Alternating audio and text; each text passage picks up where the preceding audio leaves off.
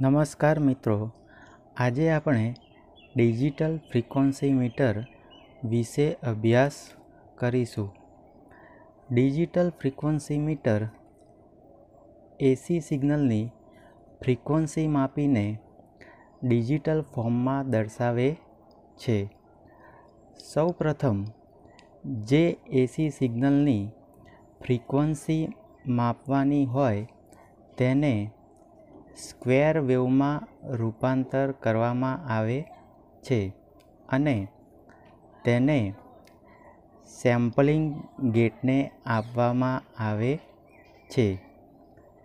Sampling ગેટને 1 second માટે ખુલ્લો રાખવામાં આવે છે.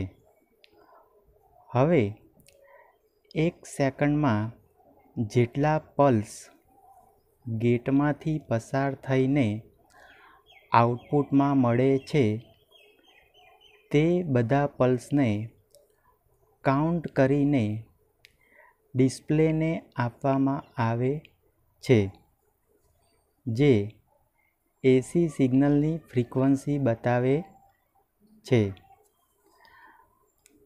ધારો કે કાઉન્ટ કરેલ પલ્સ 945 હોય તો એસી સિગ્નલની ફ્રીક્વન્સી 945 હર્ટ્ઝ કહેવાય.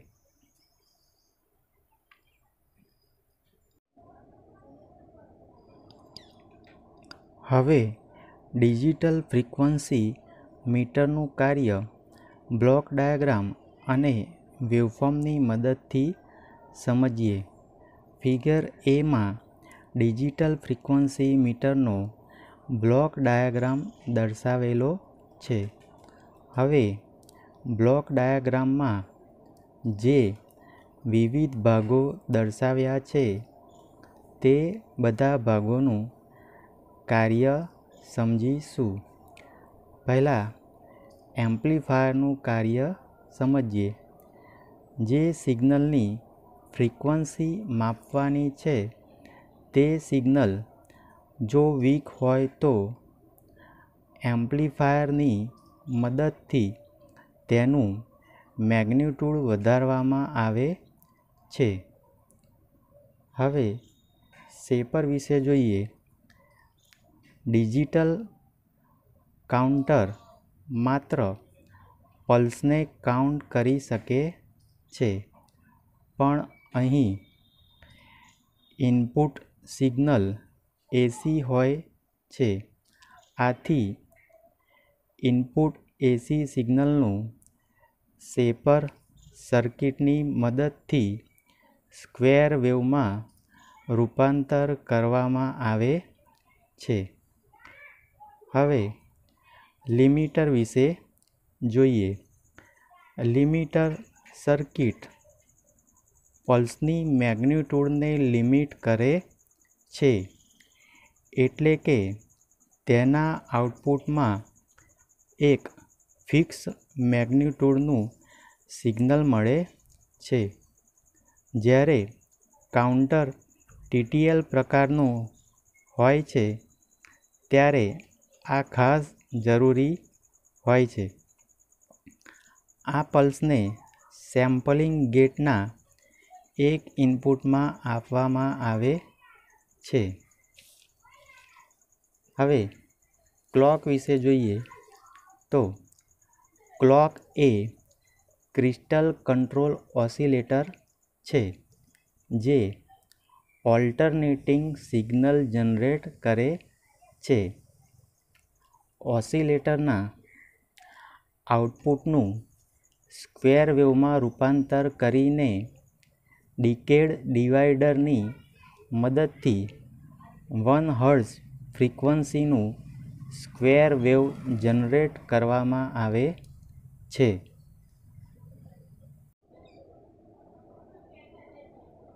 હવે ગેટ કંટ્રોલિંગ ફ્લિપ-ફ્લોપ વિશે જોઈએ. આ ફ્લિપ-ફ્લોપ 1 હર્ટ્ઝના સ્ક્વેર વેવને ડિવાઇડ કરીને 1 સેકન્ડ ઓન અને 1 સેકન્ડ ઓફ હોય એવા ગેટ કંટ્રોલિંગ વેવ ઉત્પન્ન કરે છે. આ વેવથી સેમ્પલિંગ ગેટ 1 સેકન્ડ માટે ઓન અને 1 સેકન્ડ માટે ઓફ થાય છે. આ વેવને સેમ્પલિંગ ગેટના ઇનપુટમાં આપવામાં આવે છે. હવે સેમ્પલિંગ ગેટ વિશે જોઈએ. સેમ્પલિંગ ગેટ તરીકે એન્ડ ગેટનો ઉપયોગ થાય છે. તેને 2 ઇનપુટ અને 1 આઉટપુટ હોય છે. એક ઇનપુટ શેપર અને લિમિટર સર્કિટમાંથી પલ્સીસના રૂપમાં આપવામાં આવે છે અને બીજો ઇનપુટ ગેટ કંટ્રોલિંગ ફ્લિપ-ફ્લોપમાંથી આપવામાં આવે છે. જ્યારે ગેટ કંટ્રોલિંગ ફ્લિપ-ફ્લોપનો આઉટપુટ લોજિક 0 પર હોય છે ત્યારે ગેટ ડિસેબલ થાય છે, એટલે કે ઓફ રહે છે અને તેનો આઉટપુટ 0 મળે છે. જ્યારે ગેટ કંટ્રોલિંગ ફ્લિપ-ફ્લોપનો આઉટપુટ લોજિક 1 પર હોય છે ત્યારે ગેટ ઇનેબલ થાય છે, મતલબ કે ઓન થાય છે અને ત્યારે સેમ્પલિંગ ગેટના બીજા ઇનપુટ પર જે પલ્સીસ આપ્યા છે તે જ આઉટપુટમાં મળે છે. હવે કાઉન્ટર વિશે જોઈએ. કાઉન્ટર સેમ્પલિંગ ગેટના આઉટપુટમાંથી આવતા પલ્સને કાઉન્ટ કરે છે. કાઉન્ટરનો આઉટપુટ બાઇનરી રૂપમાં હોય છે.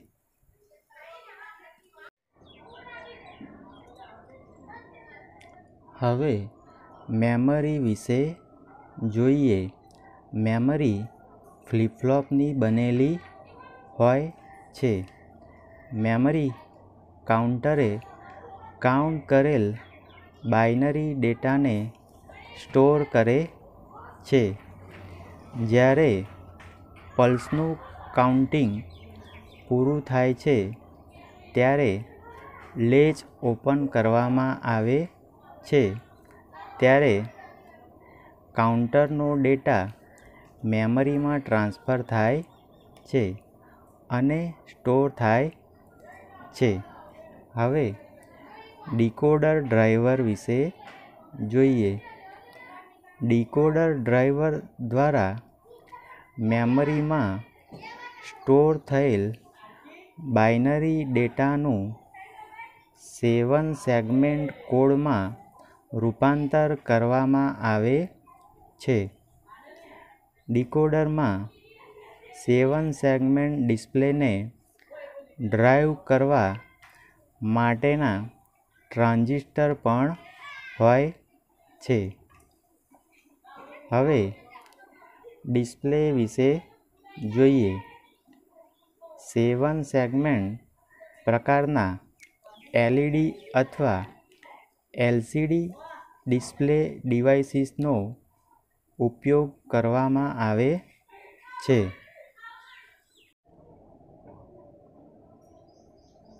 હવે વન-શોટ વન વિશે જોઈએ.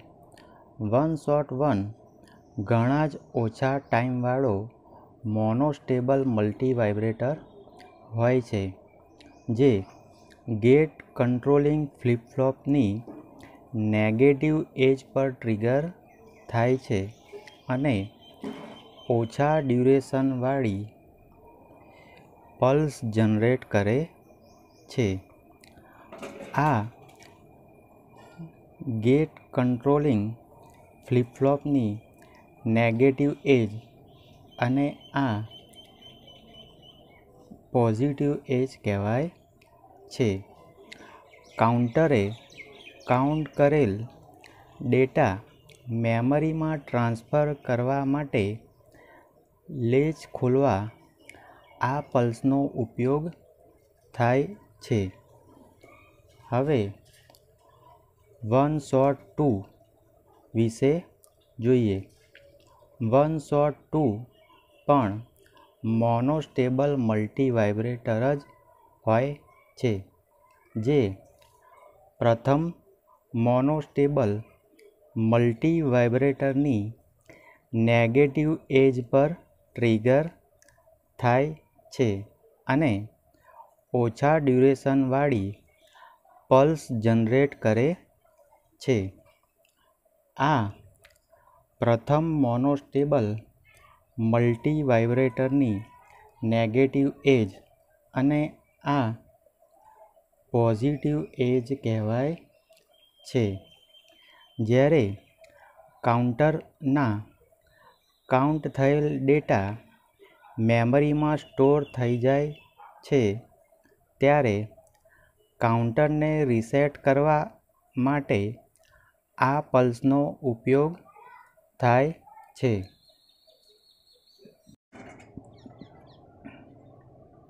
ફિગર બીમાં ડિજિટલ ફ્રીક્વન્સી મીટરના વેવફોર્મ દર્શાવેલા છે. પહેલા વેવફોર્મ સેમ્પલિંગ ગેટના ઇનપુટ પલ્સીસ છે. બીજા વેવફોર્મ ગેટ કંટ્રોલિંગ ફ્લિપ-ફ્લોપના વેવ છે, જે સેમ્પલિંગ ગેટના બીજા ઇનપુટમાં આપવામાં આવે છે. ત્રીજા વેવફોર્મ સેમ્પલિંગ ગેટનું આઉટપુટ બતાવે છે.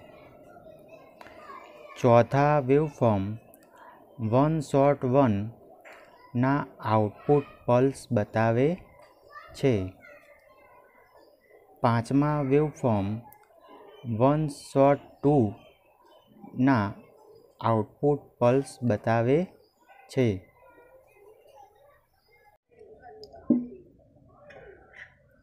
હવે ડિજિટલ ફ્રીક્વન્સી મીટરનું કાર્ય સમજીએ. એસી સિગ્નલ જેની ફ્રીક્વન્સી માપવાની હોય છે, તેને એમ્પ્લીફાયરના ઇનપુટમાં આપવામાં આવે છે. એમ્પ્લીફાયર તેને એમ્પ્લીફાય કરીને શેપરને આપે છે. શેપર સર્કિટ આ સિગ્નલને સ્ક્વેર વેવમાં રૂપાંતર કરે છે. આ સ્ક્વેર વેવ લિમિટરમાં આપવામાં આવે છે. લિમિટર વેવનું એમ્પ્લિટ્યૂડ લિમિટ કરે છે અને ફિક્સ મેગ્નિટ્યૂડના પલ્સીસ આઉટપુટમાં આપે છે. આ પલ્સીસ સેમ્પલિંગ ગેટના એક ઇનપુટમાં આપવામાં આવે છે.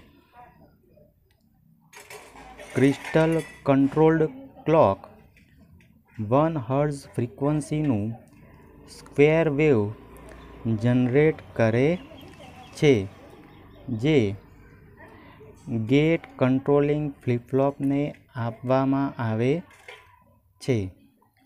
આ ફ્લિપ-ફ્લોપનો આઉટપુટ 1 સેકન્ડ ઓન તથા 1 સેકન્ડ ઓફ એ પ્રકારનો હોય છે.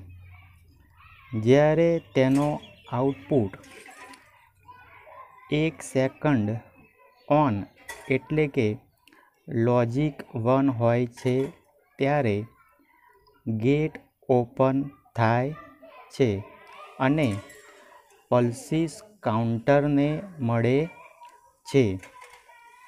કાઉન્ટર આ પલ્સીસને કાઉન્ટ કરે છે. 1 સેકન્ડ પછી ફ્લિપ ફ્લોપનો આઉટપુટ શૂન્ય થાય છે, ત્યારે નેગેટિવ ગોઈંગ એજને લીધે પ્રથમ મોનોસ્ટેબલ મલ્ટીવાઇબ્રેટર ટ્રિગર થાય છે અને પલ્સ જનરેટ કરે છે, જેનાથી લેચ ખુલે છે અને કાઉન્ટરનો ડેટા મેમરીમાં ટ્રાન્સફર થઈ સ્ટોર થાય છે.